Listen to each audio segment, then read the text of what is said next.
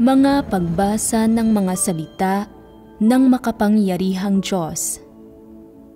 Ang mga responsibilidad ng mga leader at manggagawa.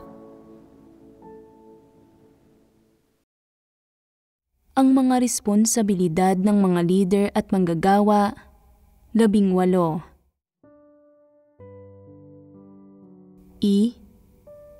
Ang pinsalang idinudulot ng walang batayang mga tsismis.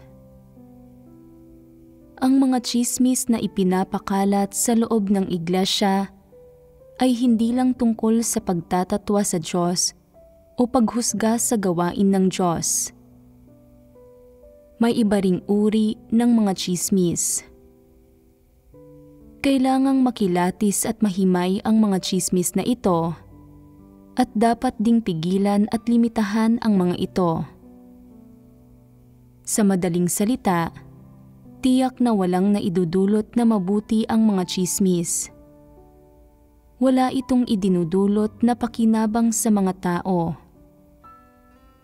Sinasabi ng ilang tao, "Gusto kong makinig sa mga tsismis para malaman ko kung ano ba ang sinasabi ng mga ito, para magkamit ako ng pagkilatis at karunungan mula sa mga ito."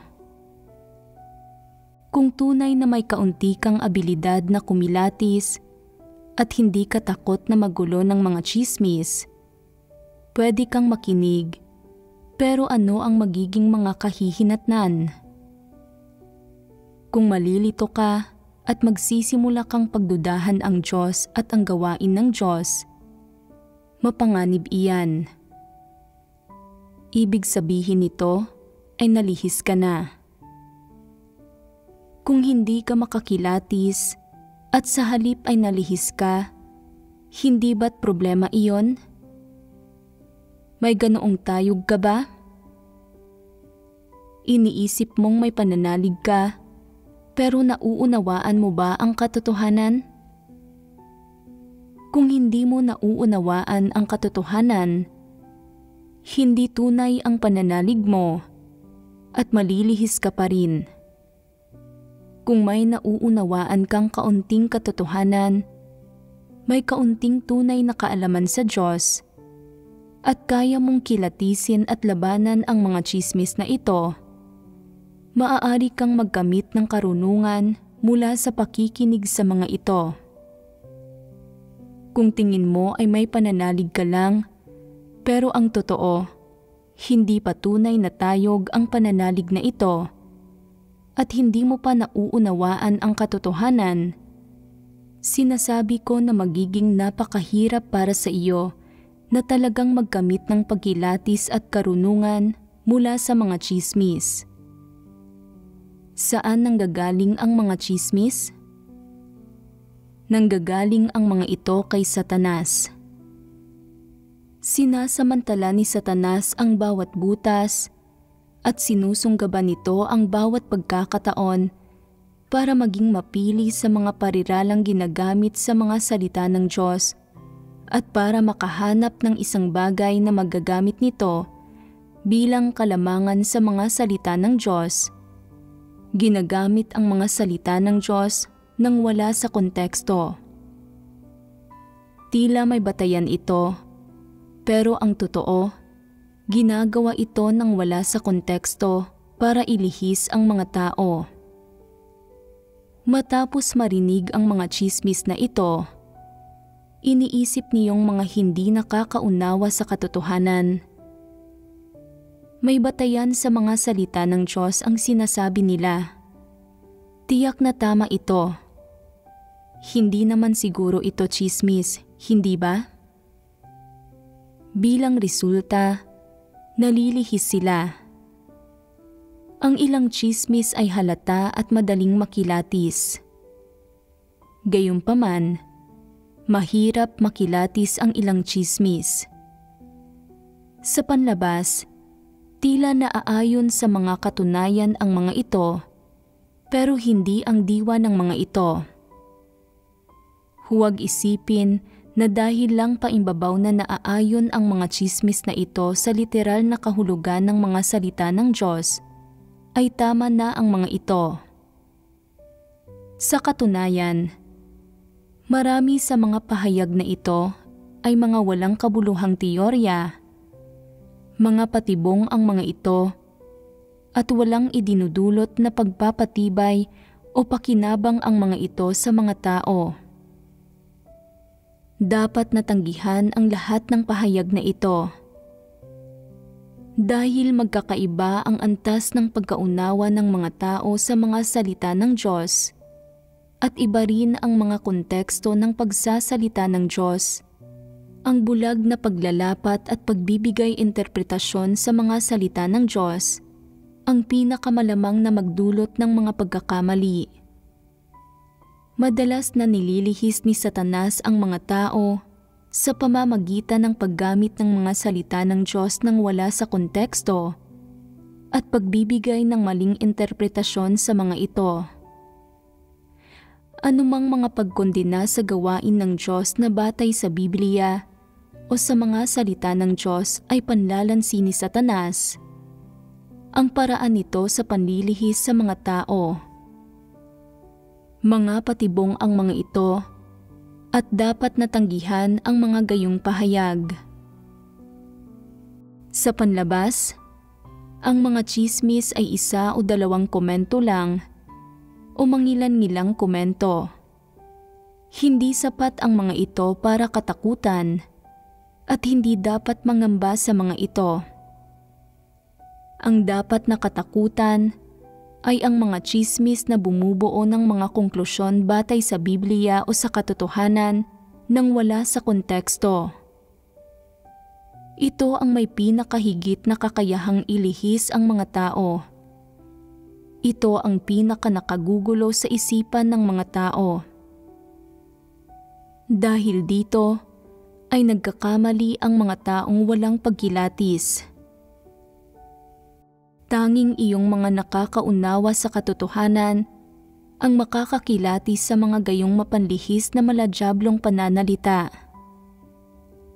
Halimbawa, hinahanap ng ilang tao ang ilang salita ng Diyos para gamiting batayan, para sabihing minamahal ng Diyos ang ganitong uri ng mga tao at hindi niya minamahal ang ganoong uri, na inililigtas ng Diyos ang ganitong uri ng mga tao at hindi niya inililigtas ang ganoong uri ng mga tao, na ang ganitong uri ng mga tao ay itinitiwalag ng Diyos at na ang ganoong uri ay walang kabuluhan para sa Diyos at kung ano-ano pa. Hindi ba't mga konklusyon ang mga pahayag na ito? Hindi talaga tumutugma sa mga salita ng Diyos ang mga konklusyong ito. Ang mga batayang nahahanap nila ay talagang ginagamit ng wala sa konteksto. Nabibilang ang mga ito sa ibang konteksto at ibang pahayag ang mga ito. Ito ay lubusang maling interpretasyon. Hindi nila nakikilatis ang diwa at basta-basta nilang inilalapat ang mga regulasyon. Pero iyong mga walang pagkilatis ay nalalason at nalilihis pagkatapos na marinig ang mga panlilinlang na ito. Nagiging negatibo sila sa puso nila. Iniisip nila na dahil batay sa mga salita ng Diyos ang sinabi, tiyak na tumpak ito. Hindi nila maingat na binabasa ang mga salita ng Diyos pagkatapos para mahanap ang mga mali sa mga panlilinlang na ito. Sa halip ay ganap silang naniniwala na totoo ang mga ito. Hindi ba't nalilihis sila?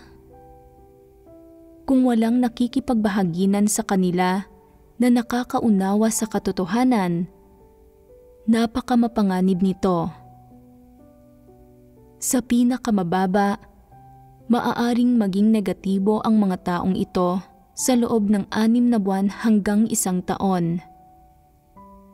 Hindi lang ito nakakaantala sa kanilang buhay pagpasok, kundi kapag umatras sila at tumigil sa pananampalataya, ganap silang mawawasak at tuluyan nang mawawala sa kanila ang pagliligtas ng Diyos.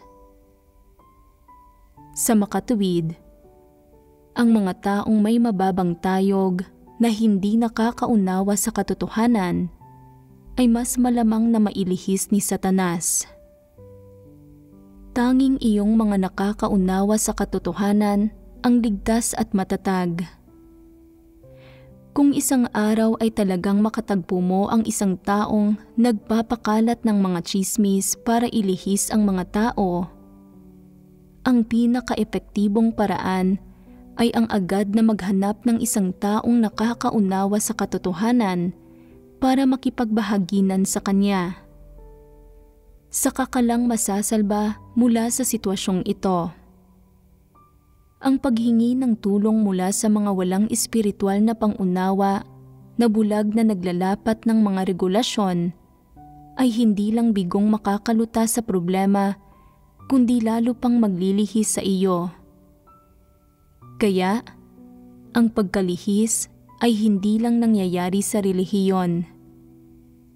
Kahit na nananampalataya ka sa Diyos at namumuhay ng buhay iglesia, kung hindi mo hinahangad ang katotohanan, pwede ka pa ring madaling malihis. Kahit na 3 hanggang 5 taon ka nang nananampalataya o 7 hanggang 8 taon, kung hindi mo pa nakakamit ang katotohanan, nanganganib ka pa ring malihis. Sa partikular, iyong mga madalas na may mga kuro-kuro at madalas na negatibo ay pinakamalamang na malihis at magkanulo sa Diyos anumang oras.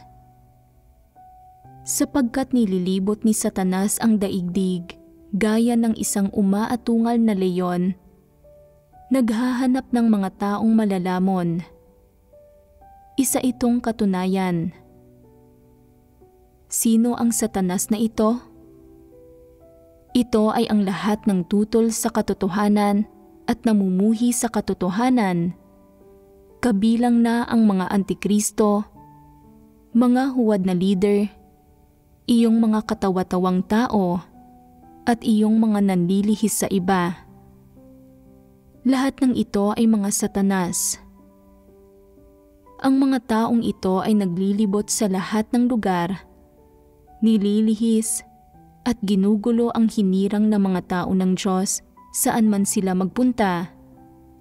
Kaya lahat sila ay mga diablong lumalaban sa Diyos. Ang hinirang ng mga tao ng Diyos ay dapat na maging partikular na mapagbantay para matiyak na hindi sila maililihis at kaya nilang manindigan.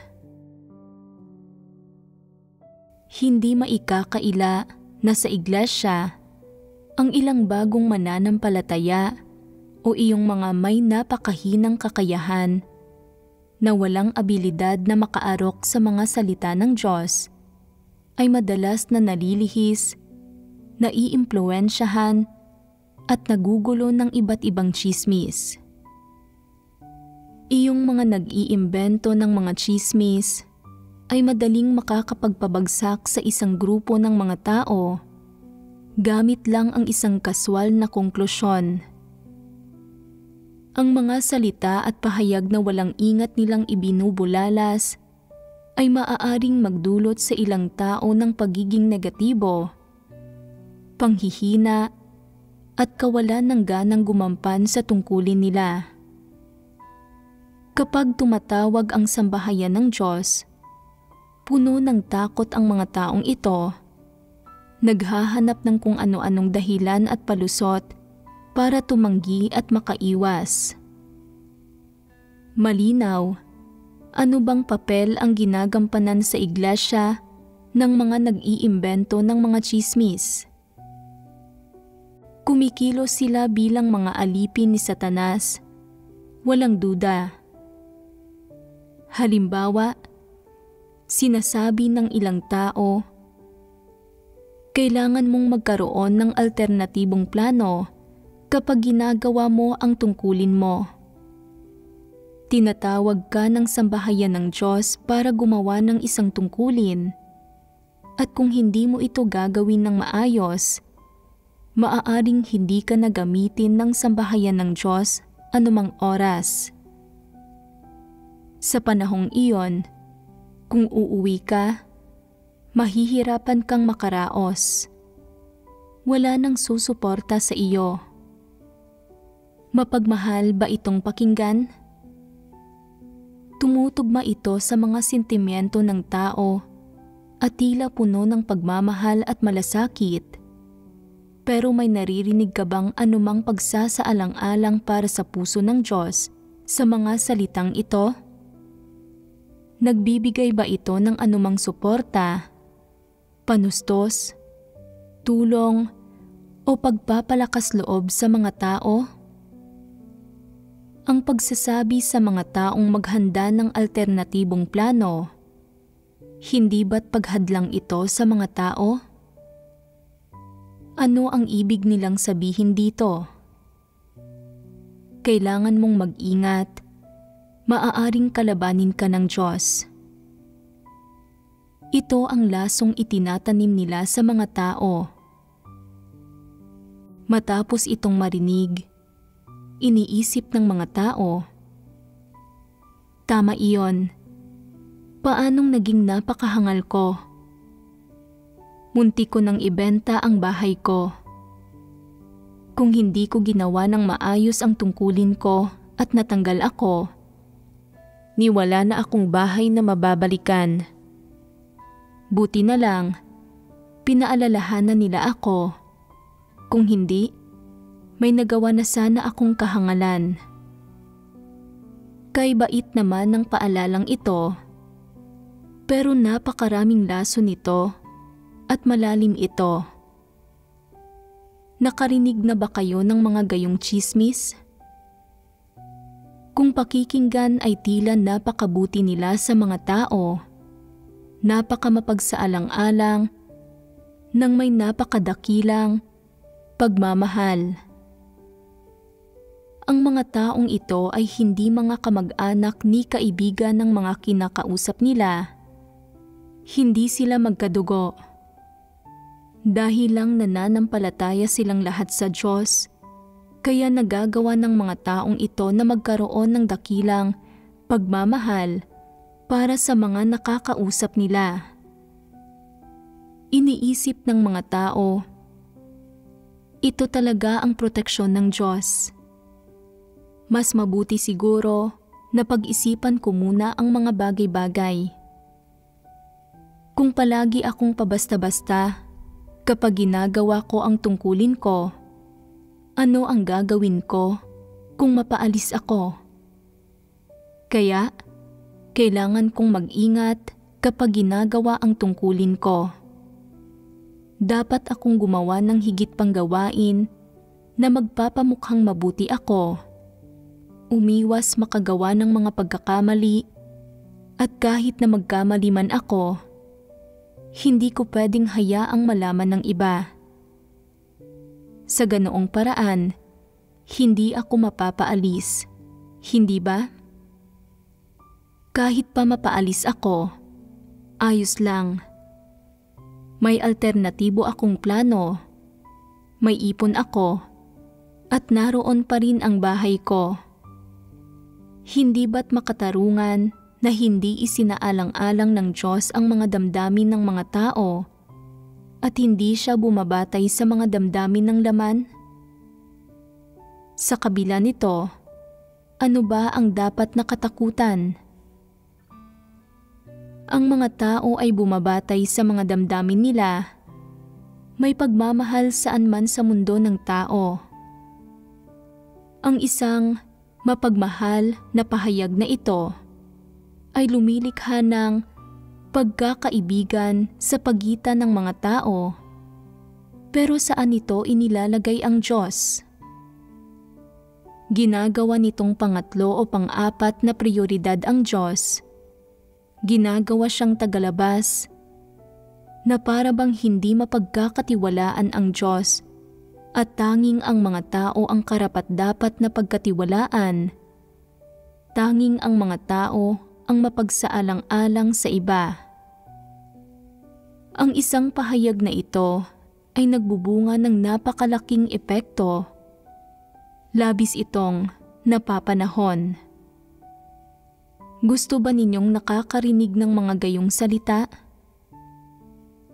Bagamat alam ninyo na may nakatagong kasamaan sa mga salita nila, umaasa pa rin kayo na may makapagbibigay ng pahiwatig, makakatulong sa inyo, makapagbibigay sa inyo ng babala mula sa isang taong may karanasan na tungkol doon kapag hindi ninyo alam ang naghihintay sa hinaharap, makakapagsabi ng taus-pusong salita sa inyo. Labis na mahalaga ang pahayag na ito, labis na importante. Hindi ba't ito ay ganap na paniniwala sa mga salita nila? Ang walang ingat na mga salita ng nag-iimbento ng mga tsismis na ito ay nakapagpaniwala ng mga tao at nagkanulo sa Diyos. Anong klaseng pagkilos ito? Disente ba ito? Anong uri kaya ito ng tao sa palagay ninyo? Sa mga mata ng mga tao, isa siyang mabuting tao, isang mabait na tao, pero sa mga mata ng mga nakakaunawa sa katotohanan, magulo ang isip ng taong ito. Batay sa mga kilos at pag-uugali ng taong ito, ganap siyang kumikilos bilang alipin ni Satanas. Isa siyang tunay na dyablo. Tumpak bang sabihin ito? Napakatumpak nito. Wala ni katiting na pagkakamali. Hinihikayat niya ang lahat na maging mapagbantay laban sa Diyos, kontrahin ang Diyos, at wala siyang sinasabi ni isang salitang makakapagpatibay sa mga tao. Bakit nga ba? Dahil puno ng pagkamapanlaban at pagkamuhi sa Diyos ang puso niya, ang kalikasang diwa niya ay kay Satanas, at likas siyang lumalaban sa Diyos at kumukontra sa Diyos. Sinasabi ng ilang tao, likas siyang kumukontra sa Diyos, pero bakit sumusunod pa rin siya sa Diyos? Para magkamit ng mga pagpapala. Gusto niyang manipulahin ang kalalabasan ng pagiging pinagpala mula sa sambahayan ng Diyos, pero ayaw niyang magbayad ng anumang halaga o hangarin ang katotohanan.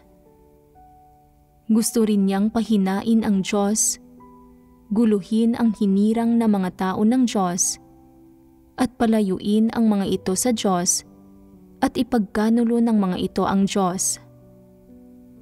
Walang duda na isang tunay na dyablo ang gayong tao. Pero ang ilang hangal na tao ay palaging nabibigong makakilatis at makakilala sa maladyablong mukha ng mga gayong tao. Kaya nilang tanggapin ang lahat ng maladyablong salita na naaayon sa mga kuro-kuro ng tao at sa mga pangangailangan ng mga damdamin ng laman na sinasabi ng mga taong ito. Sa ilalim ng panlilihis ng mga taong ito, maaari nilang ipagkanulo at itakwil ang Diyos sa anumang sandali.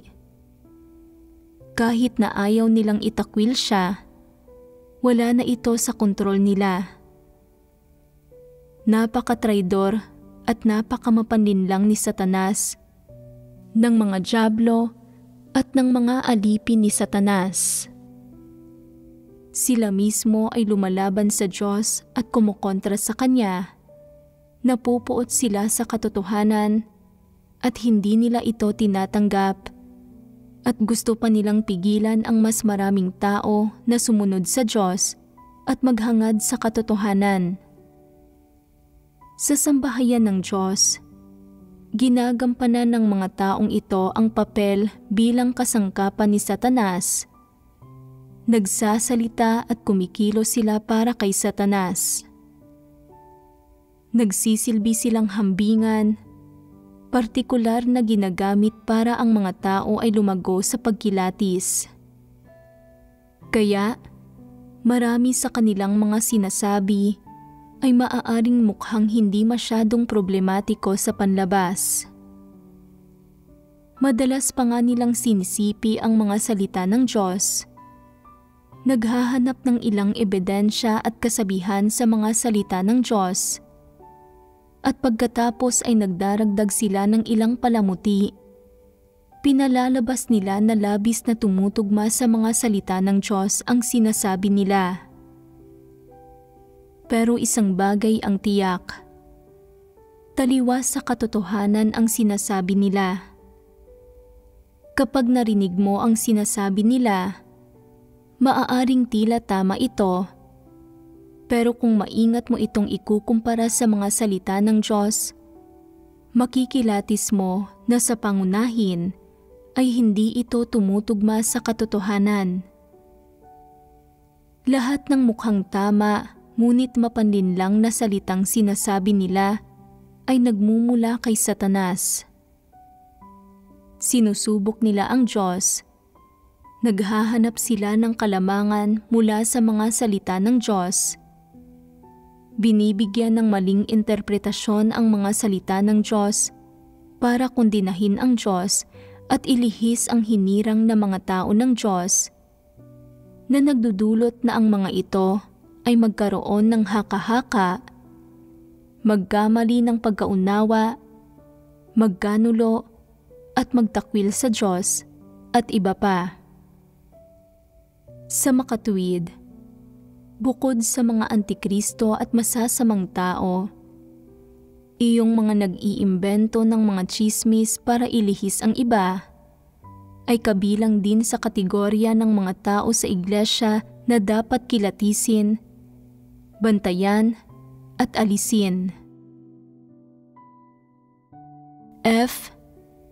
Pagkilatis sa mga taong nagpapakalat ng walang batayang mga tsismis at ang mga prinsipyo sa pangangasiwa sa kanila. Paano natin dapat kilatisin iyong mga nasa iglesia na nag-iimbento ng mga tsismis para ilihis ang iba? Una, iyong mga nag-iimbento ng mga tsismis ay tiyak na hindi naghahangad sa katotohanan. Tutol sila rito. Dagdag pa rito, madalas silang nag-iimbento ng lahat ng uri ng maladyaablong salita at katawa-tawang pahayag. At ginagamit nila ang mga ito para ilihis at akitin ang ilang kapatid na mababa ang tayog, mababaw ang pundasyon, at hindi nakakaunawa sa katotohanan. Ang epektong nakakamit nila ay ang panggugulo at paninira sa normal na kaayusan ng buhay iglesia, panggugulo sa normal na paghahangad ng mga tao at pagliligaw sa mga ito mula sa tamang landas, na nagdudulot na maging negatibo at mahina ang mga tao at nagdudulot pa nga na talikuran nila ang mga tungkulin nila at tumigil sila sa pananampalataya sa Diyos. Lalo silang sumasaya dahil dito. Sa makatuwid, ang pagtawag sa mga nag-iimbento ng mga tsismis bilang mga alipin ni Satanas ay isang ganap na tumpak na paglalarawan. Ito ang tunay na mukha at diwa ng mga gayong tao at madali itong makilatis. Ang ilang tao ay may kaunting katwiran. Bagamat hindi nila mismo minamahal ang katotohanan, hindi sila nagpapahayag ng mga opinyon o nanghihimasok sa kung paano hinahangad ng iba ang katotohanan. Pwedeng hindi pansinin ang mga taong ito.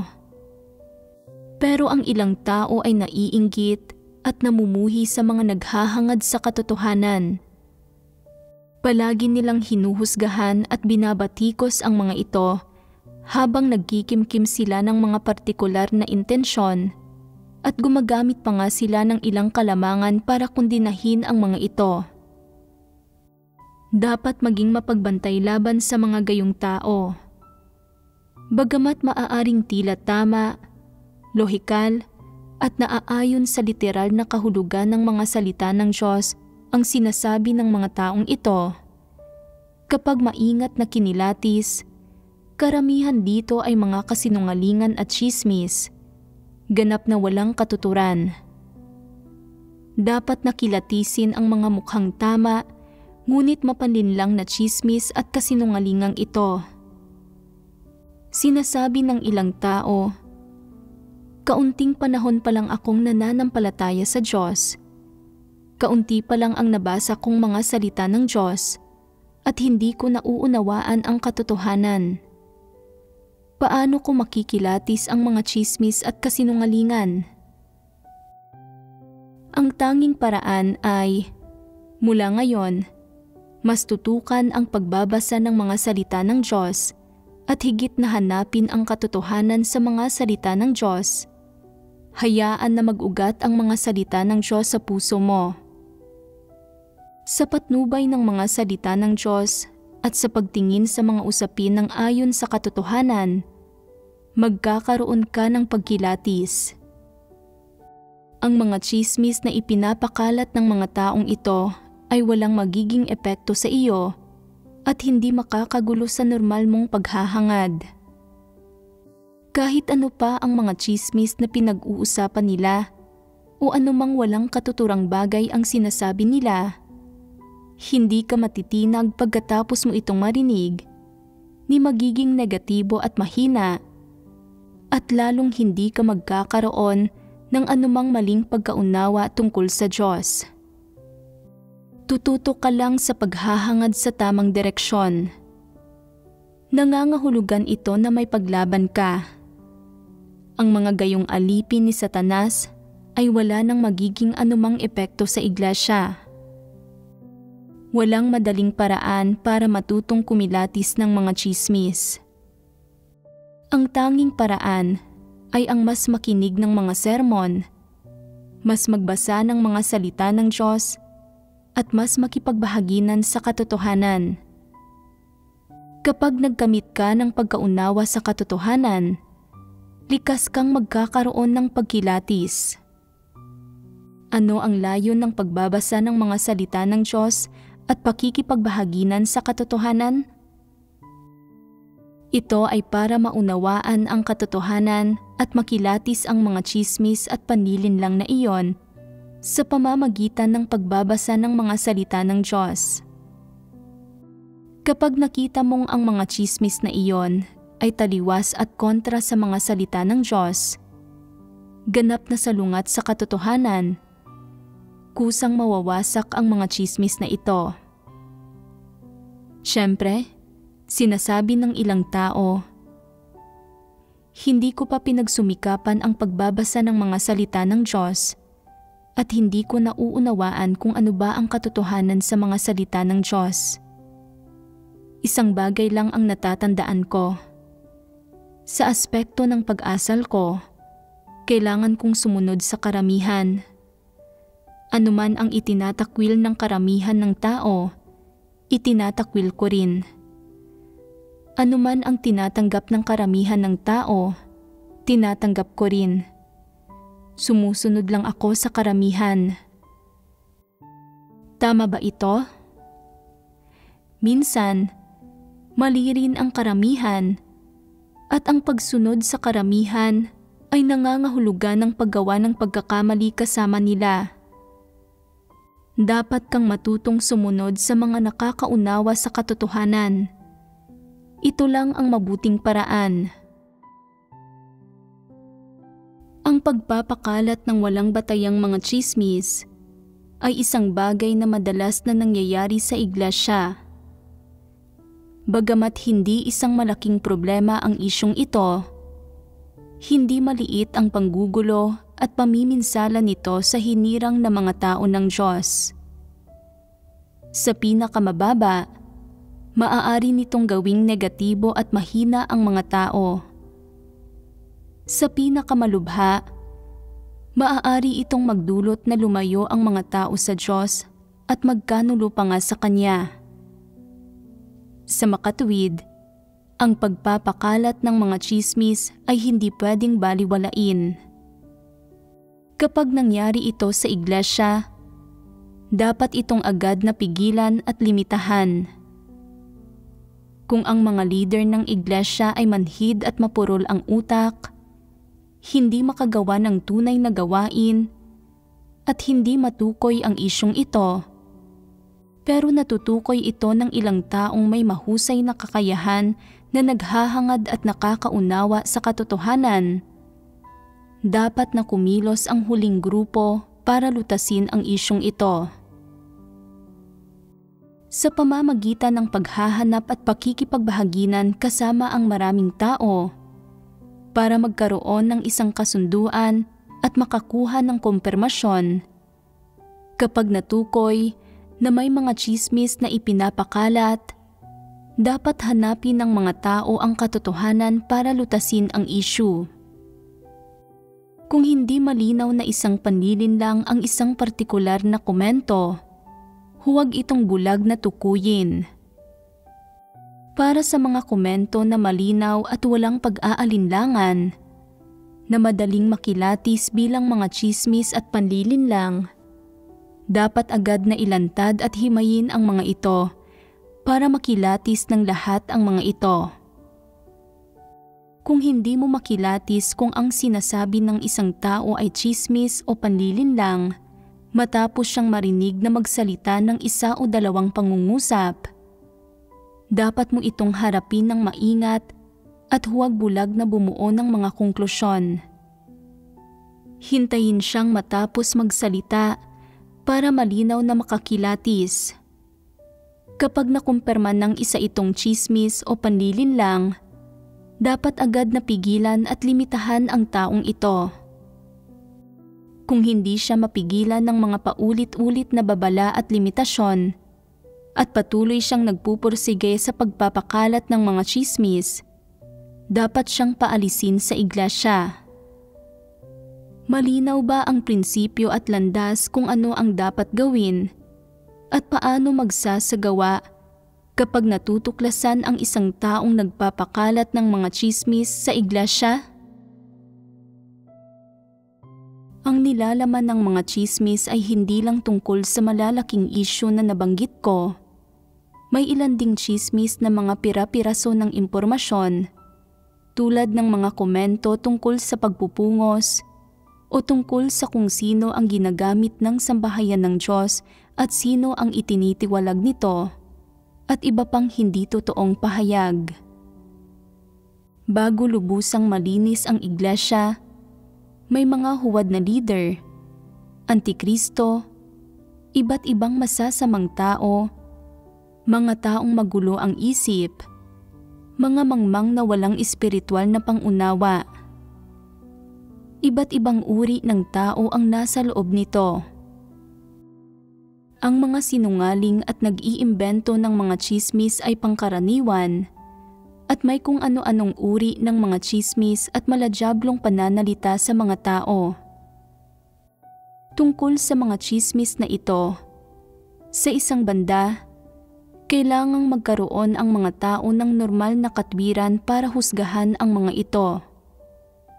Sa kabilang banda, para sa mga mas seryosong tsismis na may kinalaman sa gawain ng Diyos, sa plano ng pamamahala ng Diyos, sa Diyos mismo, at maging sa mga atas administratibo ng sambahayan ng Diyos at iba pang usapin, kailangang taglayin ng mga tao ang katotohanan para makilatis ang mga ito. Para sa mga panlabas na usapin, kailangang may katwiran ng normal na pagkatao ang mga tao para husgahan ang mga ito. Para sa mga usaping may kinalaman sa gawain ng Diyos at sa katotohanan, kailangang taglayin ng mga tao ang katotohanang realidad at tayog para makilatis ang mga ito. Sa madaling salita, anuman ang uri ng mga tsismis, dapat nakilatisin at itakwil ng mga tao ang mga ito, hindi tanggapin. Siyempre, ang ilang tao ay hindi naghahangad sa katotohanan at namumuhay lang ayon sa mga tsismis na ito. Ngayon, may nagkalat ng isang kasabihan at naimpluwensyahan nito ang pananaw ng mga tao at sumunod ang mga taong ito rito. Bukas, may isa pang kasabihan na nakaimpluwensya ulit sa pananaw ng mga tao at sumunod ang mga taong ito roon. Halimbawa, sinasabi ng ilang leader o manggagawa na iyong mga marunong sumulat ng mga artikulo ng patotoo ay maaaring magawang perpekto, kaya nagsasanay silang magsulat ng mga artikulo, nag-aaral ng pagsusulat, at naghahanap ng mga sanggunian. Kinabukasan, isa pang leader o manggagawa ang nagsasabing ang mga gumagawa ng tungkulin nila ay maaaring maligtas, kaya nagsisimula silang magpakaabala sa paggawa ng tungkulin. Pero gaano man sila kaabala, hindi sila kailanman nagiging balisa o interesado sa pinakamahalagang bagay: ang paghahangad sa katotohanan at buhay pagpasok. Palaging tinatangay ang ilang tao ng iba't ibang buktot na kalakarang nabubuo sa iba't ibang grupo sa iglesia. Ang iba't ibang tsismis na nabubuo sa mga miyembro ng iglesia ay palaging nanlilihis at nakakaimpluwensya sa ilang tao. Gayunpaman, may ilan ding taong nananatiling walang pakialam at hindi nagbibigay pansin sa mga tsismis na ito na naririnig nila. Hindi nila iniintindi ang anumang gawaing ginagawa ng sambahayan ng Diyos. Hindi sila interesado sa pananampalataya sa Diyos at hindi sila mga tunay na mananampalataya. Ang mga taong ito ay mga mananampalataya sa pangalan lang. May isa pang grupo ng mga taong medyo mas mabuti. Kaya nilang hanapin at tanggapin ang katotohanan, kaya hindi sila naaapektuhan ng mga negatibong bagay at negatibong taong ito. Tanging ang mga may maliit na tayog, walang pundasyon, at hindi talaga naghahangad sa katotohanan ang palaging naiimpluwensyahan ng iba't ibang kasabihan at komento. Dahil palaging sumusunod ang mga taong ito, palaging may ilan na nag-iimbento ng iba't ibang tsismis para guluhin ang sitwasyon. Pakiramdam nila ay ito lang ang nagpapasigla at nagpapasaya sa pananampalataya sa Diyos, at hindi ito nakakabagot, at ito lang ang paraan para maramdaman nilang mahalaga sila. Ang mga ganitong bagay ay madalas na nangyayari sa mga bagong mananampalataya. Kung ang isang iglesia ay puno ng pagpapakalat ng mga tsismis at pagkalihis ng mga tao, nangangahulugan ito na tiyak na masyadong kakaunti ang mga taong nakakaunawa sa katotohanan sa iglesyang iyon. Sa iglesia, iyong mga nabanggit na tao ay sumusunod sa anumang mga tsismis at anumang panunulsol na ginagawa ng mga taong may masamang motibo, na isang malaking problema. Bahagi nito ay dahil sa mahinang kakayahan at isa rin itong tunay na pagpapamalas ng hindi pagkaunawa sa katotohanan. Karamihan sa sinasabi ng sinumang hindi nakakaunawa sa katotohanan ay hindi praktikal at nahaluan ng mga dumi. Sa mas tumpak na pananalita, lahat ito ay katumbas ng mga kasinungalingan. Kung taglay nito ang mga motibo at layon, hindi lang ito isang kasinungalingan, kundi higit pa rito, isa itong pakana ni Satanas at isang sabwatan ng masasamang tao. Sa makatuwid, karamihan sa sinasabi ng mga taong walang katotohanan ay maladyaablong pananalita at hindi dapat paniwalaan. Diyan nagtatapos ang pagbabahaginan tungkol sa paksa ng pagpapakalat ng walang batayang mga tsismis. Ang usaping ito ng pagpapakalat ng mga tsismis ang pinaka nagbubunyag ng mga tao at hinahayaan nitong makita ng malinaw ang mga pag-uugali ng iba't ibang tao. Dapat ay nauunawaan na ninyo ngayon kung anong saloobin ang dapat taglayin sa mga tsismis at sa mga nagpapakalat ng mga ito, at kung anong mga pamamaraan ang gagamitin para pangasiwaan ang mga ito. Tama ba? Kapag nauunawaan na ninyo, kapag muli kayong nakaranas ng mga gayong usapin, dapat ninyong ihambing ang mga ito sa pagbabahaginan natin at gamitin ang mga pinakatamang pamamaraan para tugunan ang mga isyong ito. Ito ay tumutugma sa mga prinsipyo